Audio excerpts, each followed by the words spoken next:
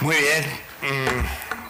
Muchas gracias por su amable presentación y muchas gracias en particular al doctor Manrique, el primer becario peruano que tuvimos en nuestro hospital hace 15 años aproximadamente y que ha supuesto pues la continuidad en una relación muy fructífera con la sociedad peruana. Ya tenemos la costumbre de tener 2 residentes peruanos de forma continua en nuestro servicio. Bueno, yo les quiero transmitir cuál es nuestra visión del abordaje inicial en un paciente con diabetes tipo 2 y vamos a hacer varias consideraciones de cómo lo vemos, ¿no? Realmente hay diferentes tipos de diabetes, pero es un continuo. La diabetes tipo 2 puede tener un camino de progresión desde la normalidad, pasando por situaciones de riesgo, glucosa alterada en ayunas o tolerancia anormal a la glucosa, conocido como prediabetes, y tiene un camino hacia la diabetes tipo 2. Pero el camino inverso se puede recorrer también. Y esa es nuestra visión. Nosotros vamos a partir de 2 evidencias. Realmente el diagnóstico de diabetes tipo 2 está perfectamente establecido en estos momentos con unos puntos de corte de valor de glucosa en ayunas, de valor de glucosa 2 horas después de la sobrecarga. Pero fíjense, cuando empezaron a estar disponibles los sistemas de monitorización continua de glucosa, hace ya 5 años, se intentaron averiguar cuáles eran las oscilaciones de los valores de glucosa en las personas sin diabetes y se eligieron a 80 pacientes sin diabetes que tenían una sobrecarga oral de glucosa normal y se les monitorizó a lo largo de un periodo de 12 semanas, 24 horas al día, 7 días por semana, 12 semanas. Y pues se vieron las oscilaciones que tenían en relación a valores de glucosa que superaban el dintel de diagnóstico de glucosa en ayunas, 110 según define la OMS, 126 para el diagnóstico de diabetes, 140 como postprandial para definir la normalidad, 200 para definir la diabetes, 300... Pues de 80 pacientes, los 80, el 100%, tuvieron una media diaria de 395 minutos por encima de 110 miligramos. 109 minutos estuvieron el 99% por encima de 126 miligramos de decilitro. Por encima de 200... que teóricamente como glucemia al azar sería diagnóstico de diabetes, el 9%, 7 pacientes, están en una media de 8 minutos al día. 8 minutos al día. La pregunta es, ¿dónde empieza la diabetes? ¿Estos valores de glucosa se podían considerar normal? Segundo punto que quiero dejar como reflexión para visionar cuál es nuestro punto de vista. Este es el estudio de Bosnia y la evolución hacia diabetes tipo 2, la conversión, desde tolerancia normal a la glucosa es de un 2,4%, desde glucosa alterada en ayunas un 5%, desde sobrecarga oral anormal, desde tolerancia normal es un 11% y si ambas están presentes un 13%. Es decir, algunas personas evolucionan hacia diabetes tipo 2 solo con valores preprandiales elevados, con glucosa en ayunas alterada, dominando sobre todo la resistencia a la insulina. mientras que otro grupo de pacientes evolucionan desde hiperglicemia postprandial, desde insuficiente secreción de insulina. Nuestra visión es que cada uno de estos pacientes puede tener un diferente abordaje, tanto nutricional como farmacológico, pero para eso necesitaríamos tener en cuenta cómo son sus valores de glucosa capilar. No vamos a querer conducir con los ojos cerrados el seguimiento inicial de la diabetes tipo 2. Por otro lado, todos sabemos que la diabetes está definida como una enfermedad desconocida, sobre todo en sus primeras fases. Por eso hacemos campañas para diagnóstico precoz. Inicialmente, el peso de la glucemia postprandial, cuanto inferiores son los valores de hemoglobina glicada, más peso tiene. Todos sabemos lo que ayer se habló del legado de memoria metabólica, que el tratamiento precoz intensivo tiene efectos beneficiosos sobre la recuperación de la célula beta, productora de insulina, y a largo plazo tiene un efecto de legado de beneficio que es imborrable. Si la hemoglobina glicada es consecuencia de las glucemias, el tratamiento basado en la hemoglobina siempre es tardío.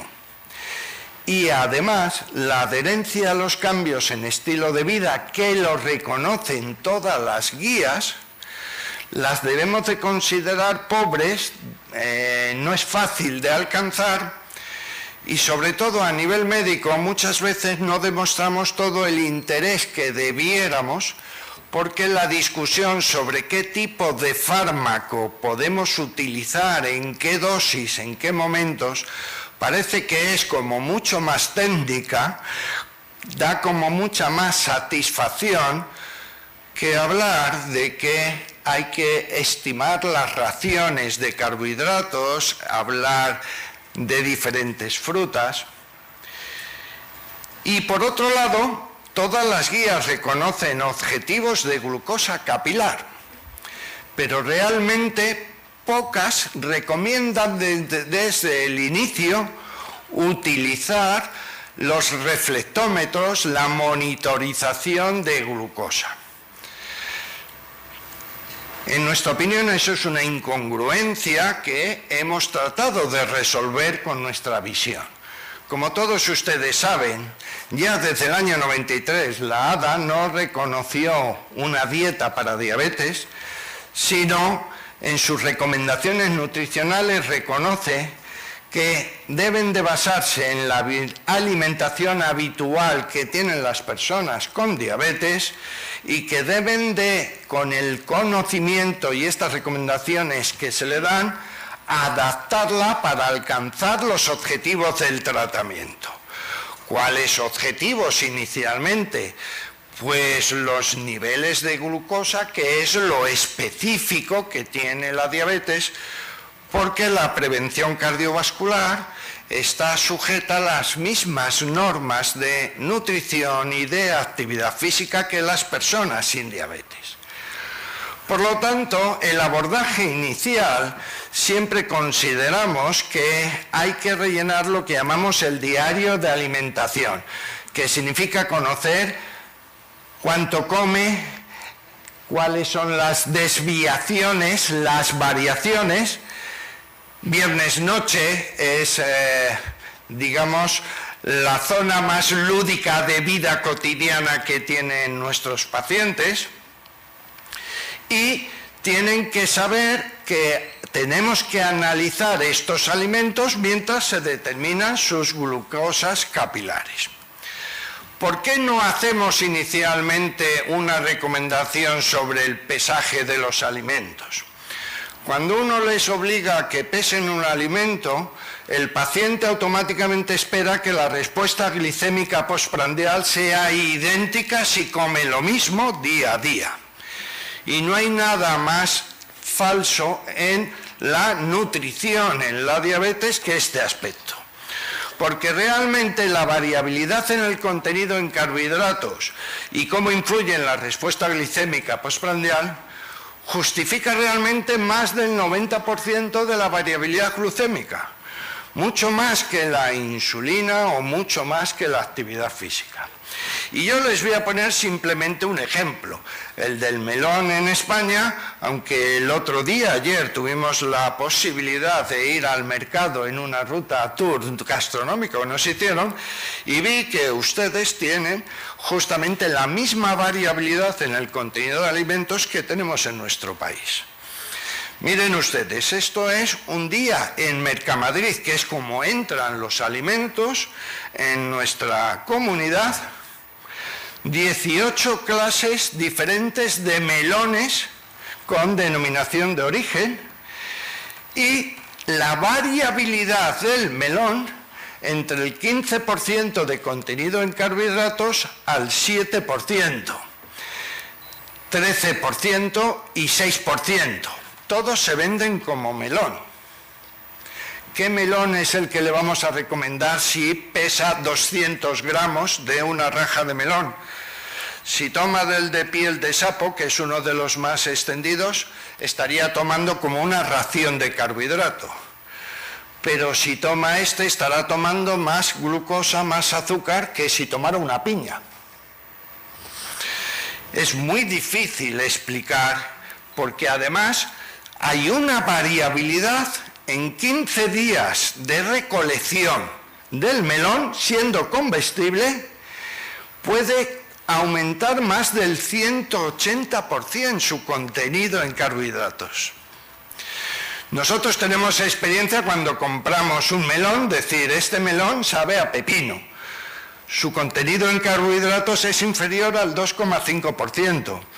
El pepino no lo mandamos pesar, es libre. No aporta, es chatarra, no aporta casi carbohidratos. Pero además esto varía año a año. Y les voy a poner otro ejemplo. En España hay una zona, en Ávila, donde tiene denominación de origen el cultivo de unas legumbres que se consumen con mucha frecuencia en España. Bien, pues si uno va a esta zona en Castilla y León, pues hay 7 clases diferentes de judías blancas. Le advierto que ustedes en el mercado me enseñaron el otro día 142 patatas diferentes. ¿Qué patata es la que consumen? Pues miren ustedes, analizando la procedencia, que es la misma, la composición por 100 gramos, dependiendo de qué tipo de judía, en la misma zona entre el 42 y el 70%. Y además año a año es sumamente variable. Por lo tanto, es muy difícil uniformar y realmente las recomendaciones dicen que hay que individualizar y es imposible llegar a los gustos y deseos de cada paciente en cuanto a su alimentación. Por eso, teniendo todas estas consideraciones de lo que es la variabilidad en relación al contenido en carbohidratos, que va a ser lo que va a generar la respuesta glicémica y su variabilidad al paciente, nosotros tenemos una serie de normas generales. Comer al menos 5 raciones entre frutas y verduras al día. La fruta de postre nos garantiza que no se toman otros postres menos saludables. ¿Cómo se puede incrementar el consumo de grasa mono y poliinsaturada, incluyendo pescado azul y consumiendo aceite de oliva de forma frecuente, habitual? Frutos secos. Sobre todo, lo que le suministramos al paciente y al profesional es un cuestionario muy sencillo. Son 18 ítems para hacer una evaluación progresiva de cómo es su alimentación y su alimentación es saludable. Además, le suministramos objetivos claros. Si el paciente sabe leer con precisión lo que es el perímetro de la cintura, puede evaluar los efectos beneficiosos de los esfuerzos que está haciendo. Aprovechamos cualquier momento identificado mientras se hacen pruebas o en la propia consulta para evaluar sus cuestionarios.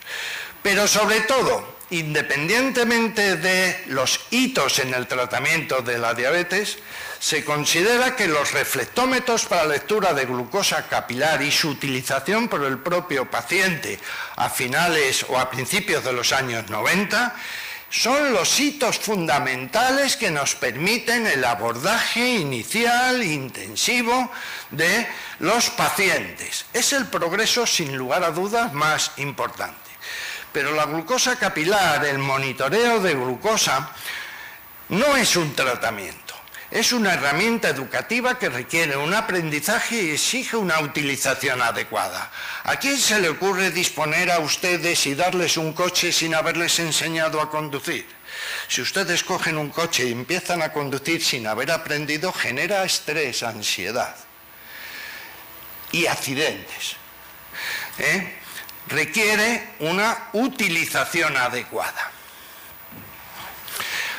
Cuando un grupo de médicos de familia se aleatoriza para que tome decisiones terapéuticas en función de un grupo estructurado y enseñado a valorar la glucosa capilar en relación a la hemoglobina glicada y hace un seguimiento de un año, se observa que los que hacen cambios desde el inicio en función de los valores de glucosa capilar y solo les piden aportar la semana anterior a la consulta 2 perfiles de glucosa capilar de 7 puntos, el efecto es muy favorable sobre los niveles de glucosa. De tal manera que la mayor parte de médicos que tratan a estos pacientes deben de empoderarse, deben de formarse en la utilización adecuada de estos valores de glucosa capilar. Esto es lo que nosotros consideramos la base de nuestro abordaje inicial en la diabetes tipo 2. Y habitualmente consideramos entre 3 de cada 5 valores en objetivos, poniéndoles unos objetivos claros por debajo de 110 o por debajo de 145 o 160 postprandial, pues siempre nos permite utilizar fármacos que no induzcan riesgo de hipoglucemia y nos permite sobre todo intervenciones nutricionales que comprendan qué es lo que come, qué cantidad está comiendo y qué efectos tiene.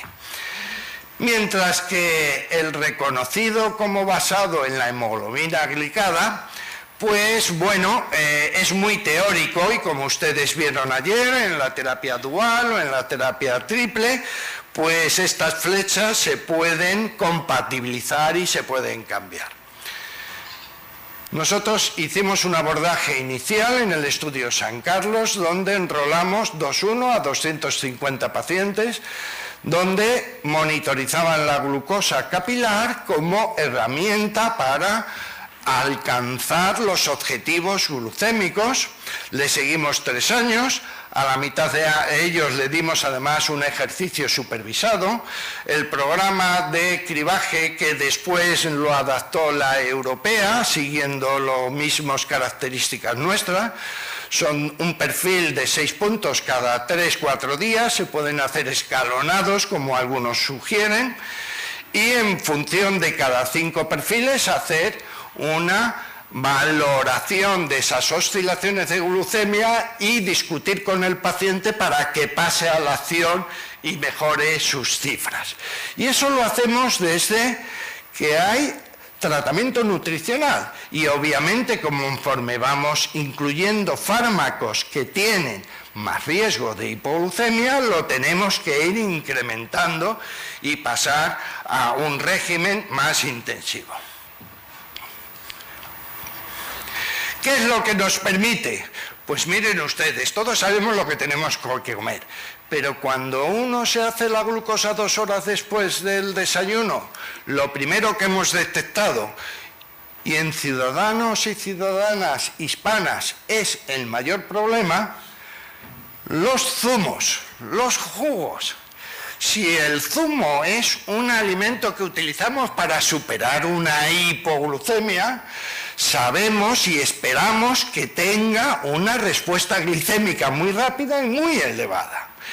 Y podemos hacer una sustitución porque el paciente se convence antes, viendo, no solo teóricamente sabiendo que los zumos son alimentos con una alta carga glucémica y respuesta postprandial, sino viendo que pueden pasar a 300 2 horas después de haber terminado el desayuno, después de haber hecho un zumo con 3 naranjas, muy frecuente en España. Bien, pues eso nos permite, pues, en primer lugar, cambiar la alimentación y, en segundo lugar, seleccionar fármacos que sean secretagogos, no sensibilizadores. Con las preprandiales, pues fundamentalmente actúa, lo que valoramos son los eventos previos, es decir, la media mañana, los snacks, los breaks que se toma, donde podemos introducir más cafés, que son beneficiosos, frutos secos con pobre respuesta glucémica, porque además ellos muchas veces toman sándwich con pan de molde que tiene un alto contenido en grasa trans y tiene una carga glucémica importante. El fruto seco mucho menos, y un café pues puede ser muy adecuado, pero sobre todo nos permite hablar de incremento de actividad física o seleccionar fármacos sensibilizadores. Bien, en resumen, lo que intentamos es enseñarle a valorar la actividad física. Pueden hacer ejercicios de resistencia, que son muy útiles, pueden hacer ejercicios más aeróbicos, y les enseñamos a detectar su frecuencia cardíaca, igual que la glucosa capilar, como un índice de respuesta favorable a la actividad física. Y tienen su libro también, donde lo que nos interesa es que sepan con qué frecuencia cardíaca comienzan, con qué frecuencia terminan, qué tipo de ejercicio eligen y qué tiempo lo hacen, incidencias que surgen. Esto nos permite individualizar los programas y todas las estrategias que desarrollamos con los pacientes. La hipótesis que quisimos probar es que una intervención educativa, tanto farmacológica como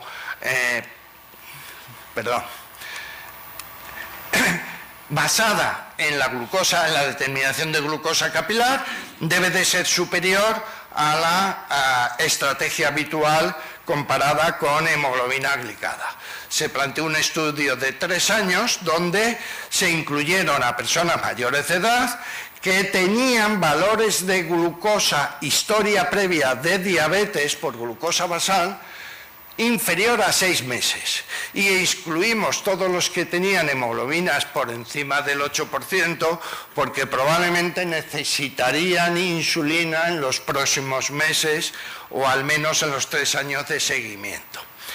El objetivo fundamental que nos planteamos en el 2010 es lograr la definición de remisión, que era hemoglobina por debajo del 6 en tratamiento con metformina.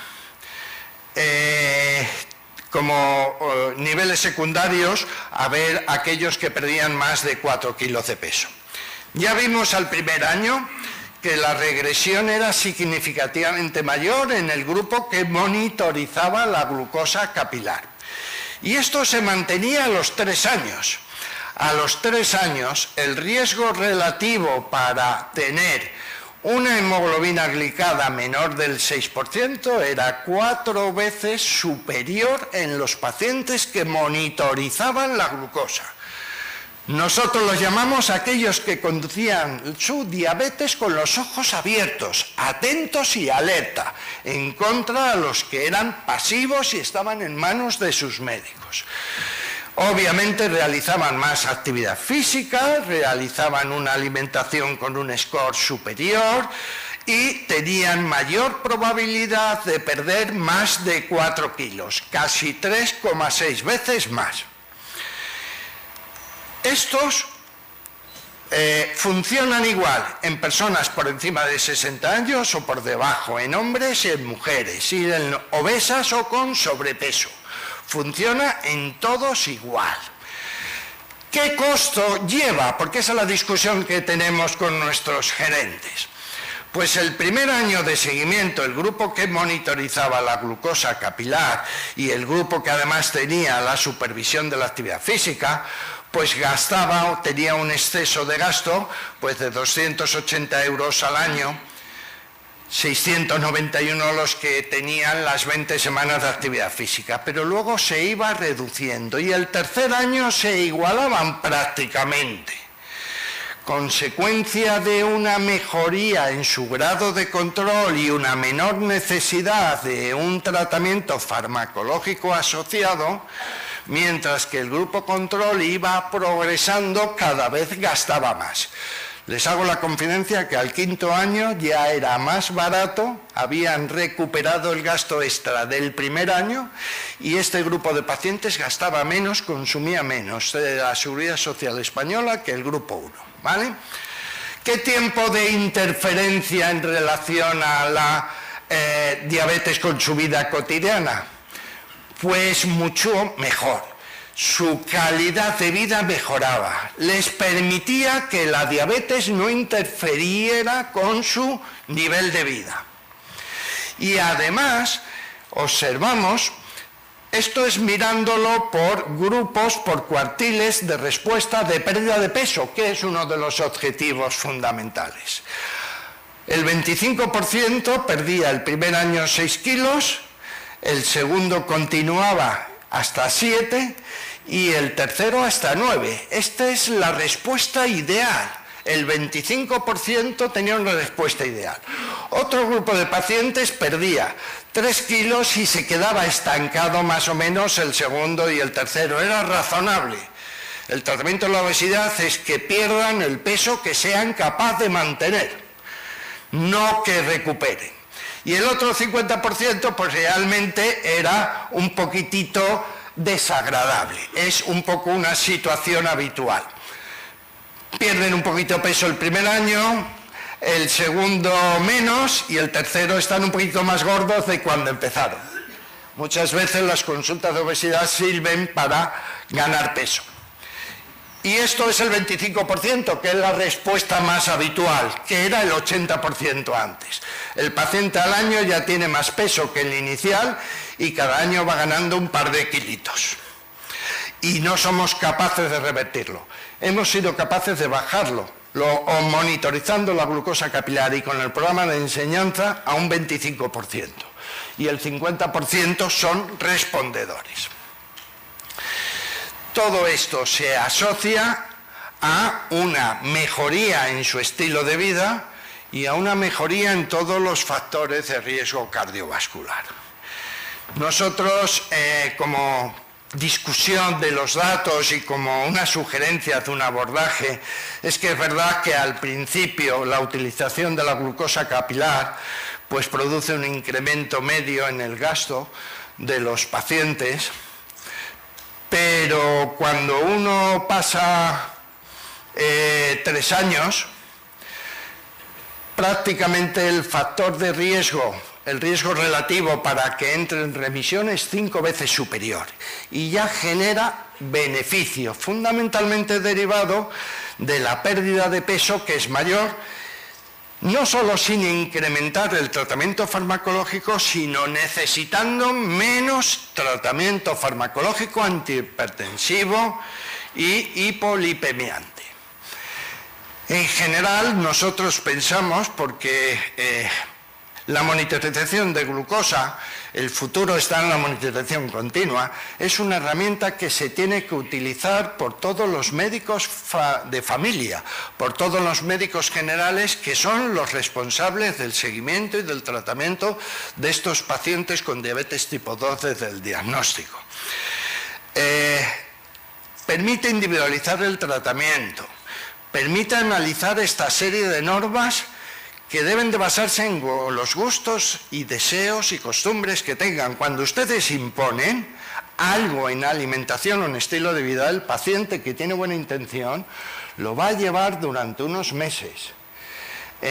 No más de 4 meses, porque luego en su vida cotidiana no va a ser capaz de hacerlo. Y me quedaba otro punto, que son los que tienen obesidad grado 2. Desde la grado 1 se le va diciendo, la cirugía bariátrica es una alternativa a la remisión de la diabetes. Es más agresiva, es obviamente, y tenemos algunos datos, pero yo a ustedes los que le quería reflejar es lo que queremos llamar el espíritu San Carlos, ¿no? Es el abordaje inicial, educativo, intensivo, nutricional, basado en sus cifras de glucosa. Muchas gracias, Perú.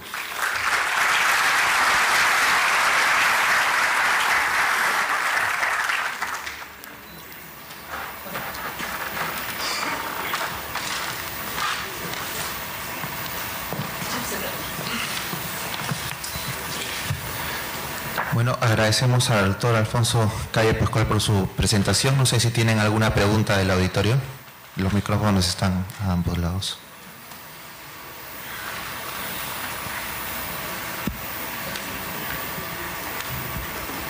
Mientras van pensando, quisiera adelantar una pregunta al doctor Calle.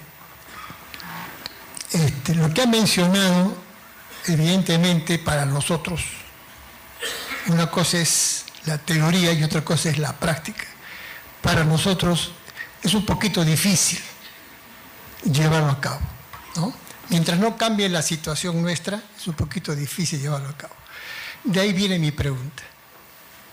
Si hacemos aproximadamente, no sé si el doctor Roca que está acá o el doctor Urdanibia que trabaja en nuestro hospital, pienso que aproximadamente un 30%, 40% de nuestros pacientes utilizan glucómetros. Y de esos 30-40%, más de la mitad generalmente tiene problemas para continuar meses o años el uso de su glucómetro, ¿no? Entonces, esto no es una opinión pesimista, es una opinión real, ¿no? Entonces, la pregunta que le quiero hacer al doctor Calle es si este abastecimiento de glucómetros lo realiza el hospital, algún programa especial, etcétera, etcétera.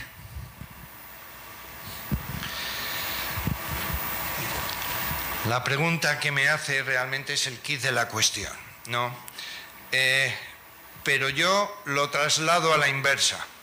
¿Cómo un médico puede decidir qué terapéutica aplica a un paciente sin tener las herramientas adecuadas? Esto es cuestión de plantearlo a nuestros planificadores y gestores. ¿Ustedes permitirían tratar a un carcinoma suprarrenal sin tener un TAC o teniendo un TAC que no le midiera las unidades Hanfield? Irían a ciegas. ¿Cómo son los niveles de glucosa cercanos a la normalidad? Los valores de glucosa en personas con sobrecarga oral normal, un 10% de ellas tienen más de 15 minutos al día por los niveles de glucosa continua por encima de 200. Sabemos que la enfermedad cardiovascular aparece desde prediabetes, hay un incremento en el riesgo. ¿Qué queremos? Pues habrá que discutir con nuestros gestores. Yo les he dado una serie de herramientas que nosotros hemos utilizado para que se apliquen en nuestra área. Obviamente no en todas, pero hay que defenderlas con vehemencia y con fuerza. Primero, si la seguridad social, si el hospital hace una compra pública de tiras reactivas, la tira reactiva nos la suministran a 0,20 céntimos de euro. Es aproximadamente 4 veces y media más barata que la compra directa en la farmacia. Punto 2. Le suministramos argumentos de coste. El primer año van a gastar más, pero van a ser tratados mejor. Van a tener, en vez de un 75% de grupos de pacientes que ganan peso, van a tener un 50% que lo reduce 3 años después, con el legado que genera sobre todo el consumo farmacológico, hipolipemiantes, hipotensivos. La media de un diabético tipo 2 al tercer año de evolución son 5 fármacos los que utiliza. Si lo podemos reducir a 2 y mucho más baratos, el efecto se traduce en beneficio. Y eso lo tienen que entender nuestros gestores, porque los que no hacemos nada, eso es lo que decimos por lo menos en las campañas de detección. Vamos a llegar tarde, van a progresar la enfermedad, como progresan en el grupo de pacientes del grupo control, donde actuamos fundamentalmente farmacológicamente basado en los niveles de hemoglobina. Así que yo no les quería transmitir pesimismo, yo lo que le quiero transmitir es una forma que llamamos el espíritu San Carlos de lucha por los derechos del paciente y convencerles a nuestros gestores de que trabajar mejor y con las herramientas adecuadas favorece un mayor estado de salud y favorece un ahorro a largo plazo. Pero el ahorro por inversión entiendo que no es fácil de entender por nuestros gestores. Doctor Calderón. Doctor Calle, felicitaciones por su excelente presentación. Yo quería saber más en relación a que su proyecto pone a la prevención de la diabetes en el primer nivel de atención en médicos familiares. Y eso es una estrategia muy interesante y muy fácil, y creo que es una estrategia muy útil para países como también podría ser en Perú.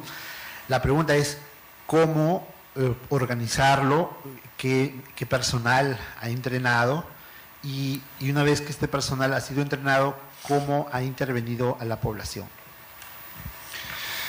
Bueno, muchas gracias por tu pregunta, porque realmente pues, permite un poco explicar y ampliar este espíritu San Carlos. Nosotros somos un área que recibimos 500.000 habitantes en números redondos. Tenemos lo que llamamos el grupo G14. Hay 14 centros de atención primaria dependientes de nuestro hospital, cada uno con unos 10-12 médicos de media y 4 a 6 enfermeras. Cada médico de mi hospital, de mi servicio, se encarga de un centro de salud como endocrino consultor y tiene que hacer al menos 6 visitas al año, una visita cada 2 meses, donde le va actualizando todo el conocimiento y la disponibilidad de herramientas, no solo de glucosa, de determinaciones de glucosa capilar, sino a quién se puede hacer monitoreo continuo de glucosa, dónde está la indicación para ir a cirugías. Es decir, tenemos un programa integral de diabetes tipo 2 desde el primero empezó en el año 93, la última actualización del 2003 al 2008. Es un continuo, como en todo en la vida. Ojalá hubiera una intervención puntual que se trasladara a beneficios dentro de 20 años. Cuando hicimos el primer programa solo teníamos sulfonilureas y metformina. Si ustedes ven, cuando diseñamos inicialmente el estudio de San Carlos, fue en el 2008, en España no teníamos, había sido comercializado en ese momento el primer GLP-1, el Seinatide, y empezaban a aparecer el primer inhibidor de la dipeptidilpeptidasa tipo 4, pero básicamente jugábamos con 3 fármacos, no había más. Por eso los algoritmos están un poco reducidos de decisión farmacológica que se han ido incrementando en estos 6 años conforme han ido apareciendo nuevos fármacos. Es un continuum que hay que estar relacionándose con atención primaria y vinculando objetivos. Si en el hospital ingresan menos pies con diabetes e ingresan menos cetoacidosis, significa que la detección precoz que hacen los médicos de familia es adecuada. Y tenemos 2 publicaciones de cómo se hace esa coordinación, si quiere se lo pongo en su mano. Y le repito, no es fácil, hay que hacerlo con ilusión y bien organizado. Gracias. Por cuestiones de tiempo, una pregunta más, el doctor Seclen. Bueno, doctor Calle, muchas gracias por su magnífica experiencia en el hospital. Y yo tengo la suerte de haber estado en el San Carlos una temporada y tengo la suerte de saber cómo funciona el sistema sanitario español. Y yo creo que finalmente lo que determina que estos sistemas o estas propuestas de manejo del paciente diabético funcionen es el marco global en el cual se dan. Nosotros lamentablemente en el país tenemos un sistema de salud muy fraccionado, no tenemos un sistema nacional único como el que tienen ustedes, en el cual el Estado da una serie de facilidades para estos programas. Nosotros tenemos, por ejemplo, una ley de diabetes que se dio acá en el año 2005 y que es letra muerta, ¿no? Esa ley, por ejemplo, indica de que debe haber un programa nacional de diabetes en el cual en el nivel primario debería haber un equipo multidisciplinario que maneje todos estos sistemas, como significa el automonitoreo. Entonces yo pienso de que este Congreso debería de ratificar lo que hemos ya acordado en el Congreso anterior, en el sentido de que debería de ponerse a la diabetes y a la obesidad en el plano de los hacedores de políticas, en el sentido de que se cumplan este tipo de normativas legales en el cual realmente los hospitales se van a beneficiar, sobre todo los pacientes, ¿no? Los pacientes en nuestro país lamentablemente solamente tienen asistencia médica, ¿no? Con las justas se les puede dar un hipoglicemiante oral con una sulfonilurea y una metformina, no se les da tira reactiva ni tampoco menos evidentemente los glucómetros y por lo tanto no tienen armas para poder hacer un sistema, un seguimiento, un autocontrol como el que debería de hacerse realmente, ¿no? Y yo quiero, digamos, hacer esta especie de pensamiento porque pienso de que los sistemas de salud son los que finalmente definen el efecto en estos programas. En diabetes tenemos un problema bastante gordo, tenemos ya prácticamente cerca de 3 millones de personas con diabetes y prediabetes, y lamentablemente estamos todavía inutilizados porque no se cumplen las normativas legales que permitirían, por ejemplo, hacer programas como el que usted lo hace en el Hospital San Carlos y que lo hacemos en los hospitales de una manera bastante parcial porque realmente no tenemos las facilidades respectivas, ¿no? Gracias, doctor Calle. Realmente tiene toda la razón. Es un problema político, pero los políticos no los tenemos que dejar de lado. Son miembros del mismo equipo y hay que convencerles. Problema número 1 ha sido una mala utilización de unos recursos. Por eso les digo, si yo a ustedes les doy un coche que llegó una administración y empezó a dar tiras para todo el mundo y no les enseño a conducir, los primeros datos que salen es que generan ansiedad, depresión, no se utilizan de forma adecuada y tienen accidentes, por lo cual les ponemos en la mano las evidencias para que lo restrinjan. Cuando hizo nuestra comunidad el primer documento para utilización racional de las tiras reactivas, cuando lo llaman así es que lo quieren quitar la prestación para todos. Tenía 11 técnicos en salud, burócratas entre comillas, y éramos 2 endocrinos, para defender la cuestión. Pero nos defendimos como gato panza arriba, porque es la lógica y nos apoya la lógica. Y quisimos sacar argumentos de eficiencia, que es como se trata. Luego esta tarde pondremos otro ejemplo con la diabetes gestacional. Criterios de eficiencia. Y los políticos no son sordos, no oyen bien. Y necesitan que estemos con argumentos lógicos y yo, en fin, les apoyo en todo el esfuerzo que puedan hacer porque al final lo entienden. No hay que verlos como un enemigo. Doctor Calle, buenos días. Agradeciéndole su ponencia, algo breve nomás, en relación a lo que usted explicó del diario de alimentación. Sucede que nosotros en el Hospital San José también proponemos esto del diario de alimentación e inclusive lo expandimos a una agenda de la salud en donde el paciente va a anotar a la hora que hace el ejercicio, sus horas de alimentación e inclusive la hora en que consume su medicamento. Sin embargo, nosotros hemos tenido una serie de dificultades al respecto porque tenemos quechua-hablantes, tenemos pluriculturalidad en el interior de nuestro programa y es así que hemos tenido que implementar un proceso de alfabetización para que puedan percibir con mayor claridad el proceso educativo en el que se les incluye a los pacientes y también a su vez para que puedan realizar ese diario de alimentación. Entonces estamos haciendo coordinaciones con las municipalidades del sector para que se les pueda alfabetizar a estos pacientes, de tal modo que la agenda de la salud pueda ser una realidad. Eso era lo que quería mencionarles y agradezco toda su exposición.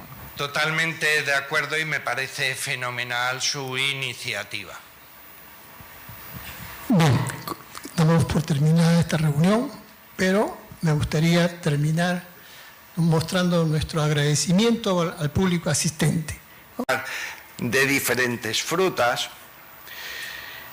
Y por otro lado, todas las guías reconocen objetivos de glucosa capilar, pero realmente pocas recomiendan desde el inicio utilizar los reflectómetros, la monitorización de glucosa.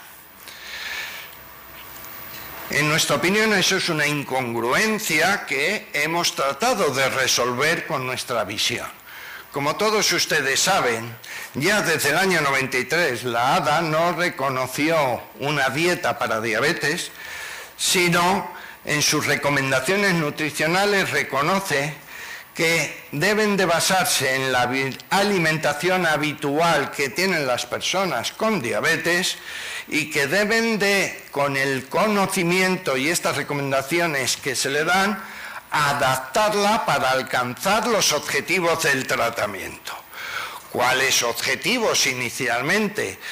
Pues los niveles de glucosa, que es lo específico que tiene la diabetes, porque la prevención cardiovascular está sujeta a las mismas normas de nutrición y de actividad física que las personas sin diabetes.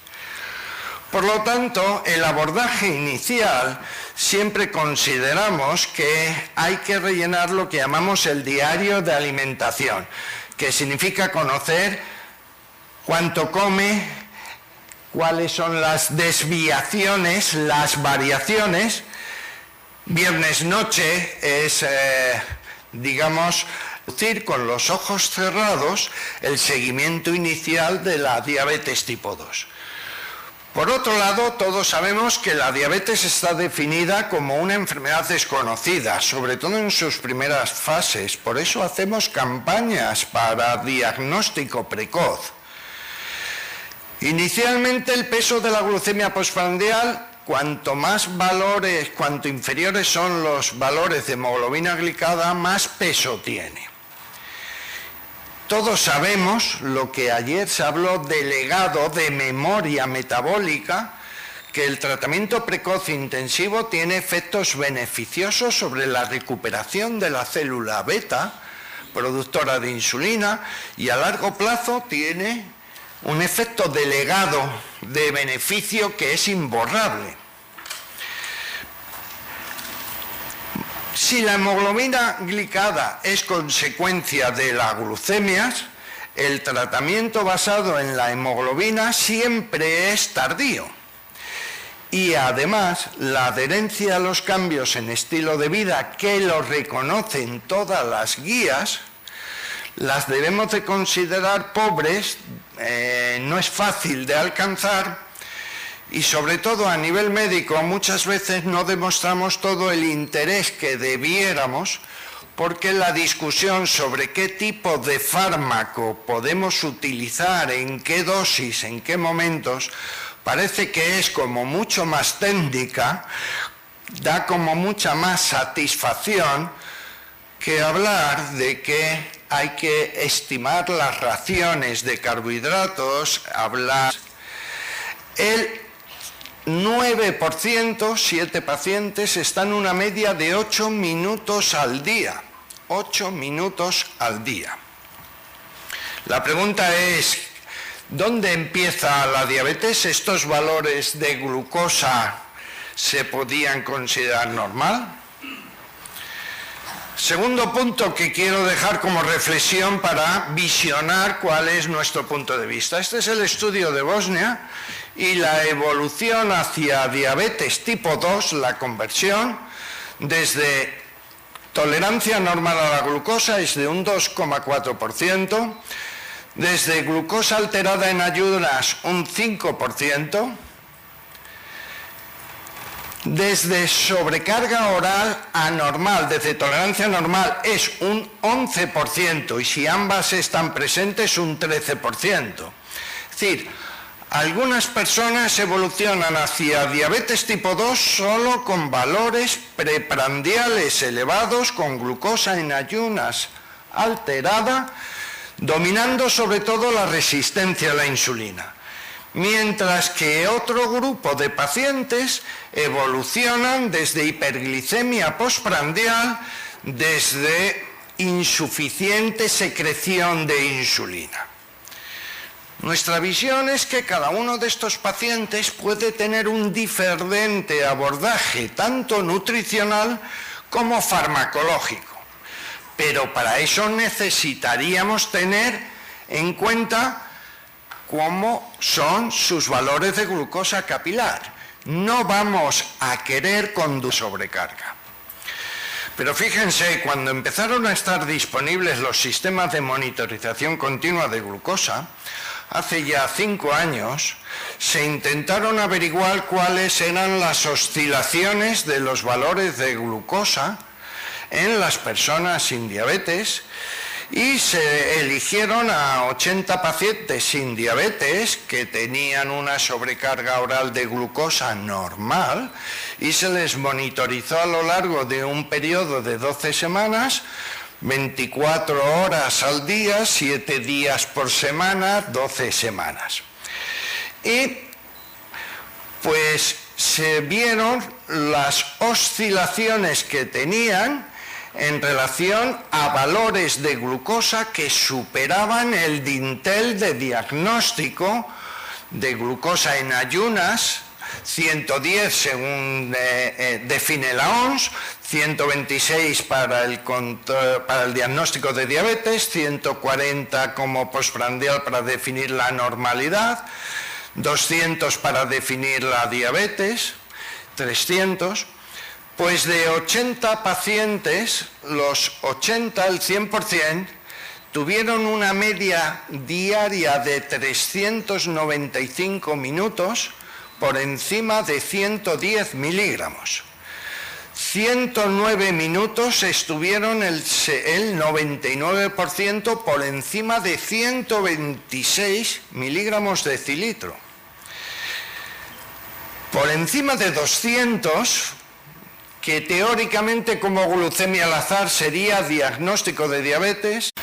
Muy bien, muchas gracias por su amable presentación y muchas gracias en particular al doctor Manrique, el primer becario peruano que tuvimos en nuestro hospital hace 15 años aproximadamente y que ha supuesto pues la continuidad en una relación muy fructífera con la sociedad peruana. Ya tenemos la costumbre de tener 2 residentes peruanos de forma continua en nuestro servicio.